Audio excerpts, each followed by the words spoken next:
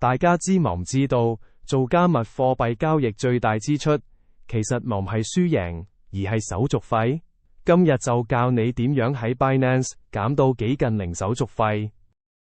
首先，記住開戶嗰陣用返邀請碼，咁一開戶就即刻有 20% 費用返還。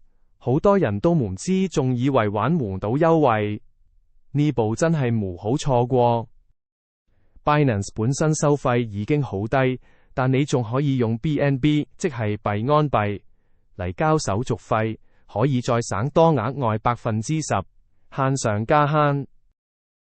Binance 而家係全球最大交易所，流通量高，競爭又大，所有做 trade 嘅成本、挖點同網絡費都低好多，一定要揀返最好最大嗰間先最抵。